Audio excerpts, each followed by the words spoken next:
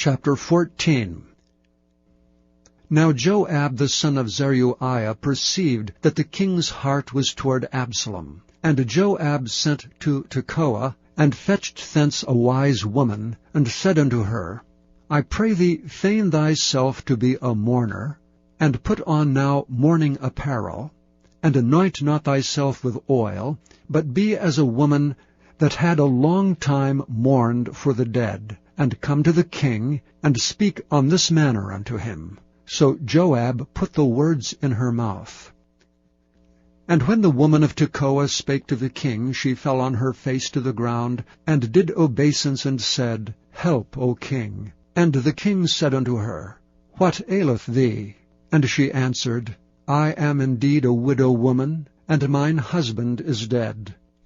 And thy handmaid had 2 sons, and they 2 strove together in the field, and there was none to part them, but the one smote the other, and slew him. And behold, the whole family is risen against thine handmaid. And they said, Deliver him that smote his brother, that we may kill him, for the life of his brother whom he slew. And we will destroy the heir also, and so they shall quench my coal which is left, and shall not leave to my husband neither name nor remainder upon the earth. And the king said unto the woman, Go to thine house, and I will give charge concerning thee. And the woman of Tekoa said unto the king, My lord, O king, the iniquity be on me, and on my father's house, and the king and his throne be guiltless. And the king said, Whosoever saith aught unto thee, bring him to me, and he shall not touch thee any more. Then said she, I pray thee, let the king remember the Lord thy God, that thou wouldst not suffer the revengers of blood to destroy any more, lest they destroy my son. And he said, As the Lord liveth, there shall not one hair of thy son fall to the earth. And the woman said, Let thine handmaid, I pray thee, speak one word unto my lord the king. And he said, Say on. And the woman said, Wherefore then hast thou thought such a thing against the people of God? For the king doth speak this thing as one which is faulty, in that the king doth not fetch home again his banished. For we must needs die, and are as water spilt in the ground, which cannot be gathered up again. Neither doth God respect any person, yet doth he devise means that his banished be not expelled from him. Now therefore that I am come to speak of this thing unto my lord the king, it is because the people have made me afraid. And thy handmaid said, I will now speak unto the king. It may be that the king will perform the request of his handmaid. For the king will hear to deliver his handmaid out of the hand of the man that would destroy me and my son together out of the inheritance of God. Then thine handmaid said, The word of the Lord the king shall now be comfortable. For as an angel of God, so is my lord the king to discern good and bad. Therefore the Lord thy God will be with thee. Then the king answered and said unto the woman, Hide not from me, I pray thee, the thing that I shall ask thee. And the woman said, Let my lord the king now speak. And the king said, Is not the hand of Joab with thee in all this? And the woman answered and said, As thy soul liveth, my lord the king, none can turn to the right hand or to the left from aught that my lord the king hath spoken. For thy servant Joab he bade me, and he put all these words in the mouth of thine handmaid.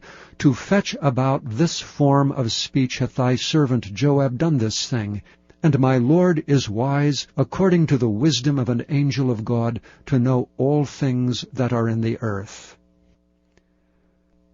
And the king said unto Joab, Behold, now I have done this thing. Go therefore, bring the young man Absalom again. And Joab fell to the ground on his face, and bowed himself, and thanked the king.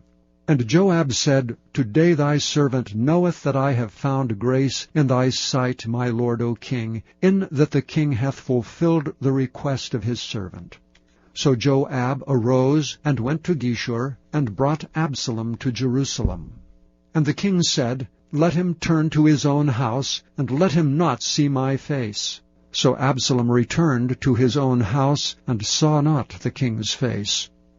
But in all Israel there was none to be so much praised as Absalom for his beauty. From the sole of his foot even to the crown of his head there was no blemish in him. And when he palled his head, for it was at every year's end that he palled it, because the hair was heavy on him, therefore he palled it, he weighed the hair of his head at 200 shekels after the king's weight. And unto Absalom there were born 3 sons and 1 daughter, whose name was Tamar. She was a woman of a fair countenance. So Absalom dwelt 2 full years in Jerusalem, and saw not the king's face.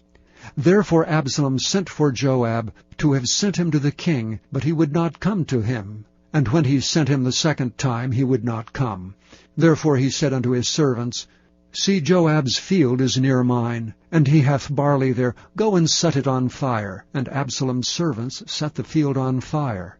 Then Joab arose and came to Absalom unto his house, and said unto him, Wherefore have thy servants set my field on fire? And Absalom answered Joab, Behold, I sent unto thee, saying, Come hither, that I may send thee to the king, to say, Wherefore am I come from Geshur? It had been good for me to have been there still. Now therefore let me see the king's face, and if there be any iniquity in me, let him kill me. So Joab came to the king and told him. And when he had called for Absalom, he came to the king, and bowed himself on his face to the ground before the king. And the king kissed Absalom.